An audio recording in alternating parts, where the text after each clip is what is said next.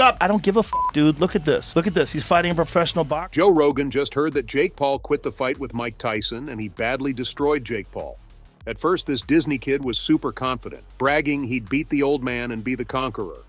But at a recent press conference, Jake announced he's quitting the match, leaving everyone shocked. But before we dive into Joe Rogan's anger, you should know why he's so furious. Take a look at this. I literally can't wait to look across the ring and see him and give him a death stare. I want to see, bro. Let's see all the legends, the myths, because you're Iron Mike Tyson, but I have an iron chin.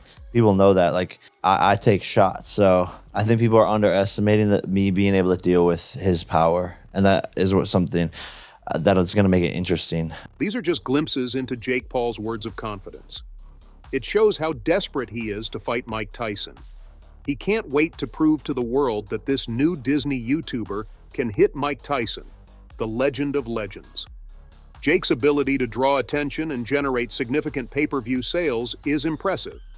However, his career has faced criticism about the level of competition he has faced, and his loss to Tommy Fury highlighted the challenges he encounters when fighting experienced boxers. Jake has a few wins against some NBA players and hobbyist YouTubers who thought it would be fun to step into the boxing ring. No doubt he's an amazing boxer, but thinking he could beat Tyson? That's where he made a wrong decision. A decision he can't undo. And he didn't stop there. He leaked his training footage himself, showing that he's targeting Mike with so-called trainers and a team prepping him for Tyson. He even said once, Mikey, your hands can't hit what your eyes can't see. This is Muhammad Ali's signature line. Jake is borrowing lines from Ali and tattoos from Mike. With a YouTuber's mindset, he's stepping into the ring. Obviously, he gathered a lot of criticism. Every boxing expert told him not to make it official or he'd regret it, but he didn't listen to anyone. When everything was set and the tickets were almost sold out, Jake announced he was quitting the fight. Don't you think Joe Rogan's behavior is completely justified? Here were his first words when, while sitting in a podcast, he got the news. Up. I don't give a dude. Look at this. Look at this. He's fighting a professional boxer. Yes, Jake had called out a real boxer, the baddest man on the planet, but now he said he's quitting the fight. Okay, Jake, we get it. You want to save your life. You've realized that this exhibition fight won't give you a chance like it gave Roy Jones Jr. There will be no contract about not hitting in the head this time. You would have to bear Mike Tyson's punches landing straight on your face and get insurance for your body parts. Now, when this realization hits you, poof, you're out. Joe Rogan's frustration is palpable. He saw Jake's overconfidence as a ticking time bomb.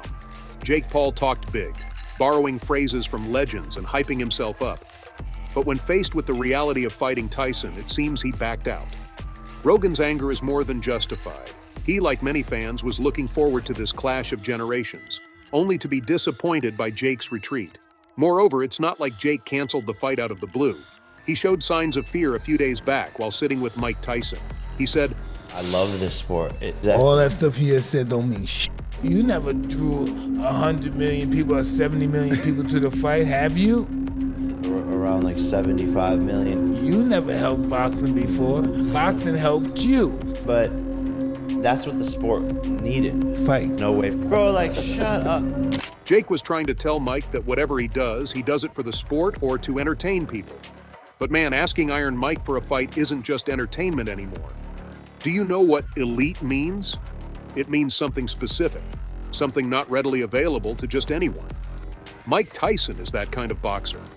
As Joe Rogan said, very elite boxer. Like, I'm watching the combinations he throws, his movement, the way he steps and sets up shots, the way he's countering. He's a very high-level boxer.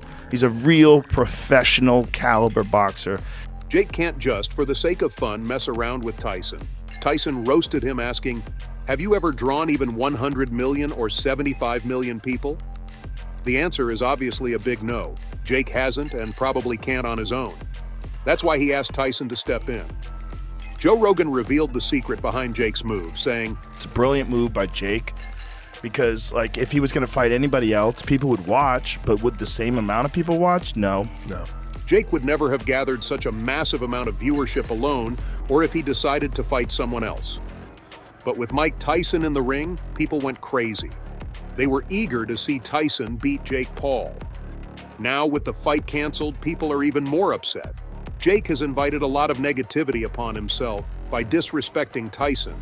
a man who is an undisputed heavyweight champion of boxing. Mike Tyson started boxing when he was just 10 years old. It all began with a pigeon. When he was around 10, another boy killed one of his pigeons, leading Tyson to retaliate physically. This incident marked the beginning of his journey into the world of fighting and boxing. His passion for pigeons has continued throughout his life, and even at the height of his fame, Tyson has maintained pigeon coops and continues to care for them. So, a man who has been punching for 48 years, continuously in the profession of kicking, hitting, and punching. How can you, with just 4 years of experience, say you can beat this man? Joe Rogan put it bluntly. Joe Frazier had been talking shit about Tyson, that if he was in his prime, he'd beat Tyson. And so he had his son fight Tyson, and it was an execution. It was an execution. Joe was so confident because he had seen Mike in his prime. He knows how hard this man can hit. The way Tyson dealt with Marvis Frazier was amazing. The fight lasted only 30 seconds. Tyson knocked Marvis out in the first round, showcasing his explosive power and aggressive style. Imagine that. 30 seconds is just enough time to move from one corner of the ring to the other, and what happened in between made history for both Mike and Frazier. Critics say Frazier was terrified that day. He just lost his senses and was mentally numb because of the way Tyson started. He didn't even get the time to think about what to do next. Jones Jr. also shared an unforgettable memory with boxing legends Shane Mosley and Mike Tyson, saying Tyson is still the strongest puncher he's ever faced. He recalled, "The first time he hit me in the chest, it felt like a mule had kicked me." Jones's recollection of Tyson's power paints a vivid picture. Imagine being struck with such force that it feels like a mule's kick. That's Tyson's strength for you. This kind of raw power has left a lasting impression on everyone who has faced him.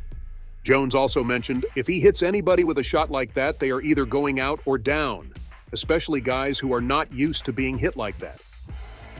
Unlike seasoned heavyweight champions like Evander Holyfield and Lennox Lewis, who have endured Tyson's blows, Paul lacks the experience and resilience to absorb such punishing strikes. Jones compared Paul to these heavyweight titans, pointing out the significant disparity in experience and conditioning. While Holyfield and Lewis can withstand Tyson's onslaught, Paul might find himself vulnerable to Tyson's ferocious punching power. Jones further emphasized, with guys like Evander Holyfield and Lennox Lewis, these guys are bigger and can take it, but Jake Paul, I don't think he's going to be able to take that. If it hits him on the chin like that, we'll see, but it's going to be tough for him. Similarly, Alexander Usyk had a harsh judgment on Jake Paul as a promotional tactic for his upcoming bout with Tyson Fury. In a captivating video segment, Usyk engaged in a game of word association. When presented with Jake Paul's name, Usyk's response was simple: stop boxing. This advice underscores the challenges Paul faces as he balances his internet influencer career with professional boxing. Usyk's words suggest that Paul might need to reconsider his career choices. Oh, and that hits hard. Joe Rogan didn't stop there. He dropped some truth bombs about Jake's future in boxing. Rogan remarked, "Look, man, after taking hits like that, I wouldn't be surprised if Jake decided to hang up the gloves for good. He's young.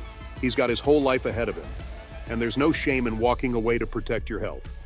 Joe has a point. Boxing is no joke, especially when you're up against a heavyweight legend like Tyson. One wrong move and it could be game over, not just for the fight, but for your whole career. Jake might brush it off and act like it's no big deal, but deep down he's got to be thinking about what Joe said. Maybe this is a sign that it's time to hang up the gloves and focus on something else. There's more to life than just being a boxer, right? Rogan continued. Yo, Mike Tyson still hits the gym every single day, dude. And let me tell you, he's still got that devastating power he's famous for. Like, dang, talk about staying in shape. You might have seen him not just doing light workouts, he's training with Rafael Cordero, a legend in the MMA world. This guy runs King's MMA and is no joke. Watching Tyson smash those pads held by Cordero is like seeing a force of nature. Tyson's power and intensity are still there, ready to mess up anyone who steps into the ring with him. So when you hear Joe Rogan's, I don't give a f if he's 55. That's still Mike Tyson. You can feel the seriousness in his voice. He's trying to drill it into Jake Paul's head that Tyson is not to be underestimated, no matter his age. What do you think? Will Mike forgive Jake for this insult, or is there a whole new era of battle waiting for us?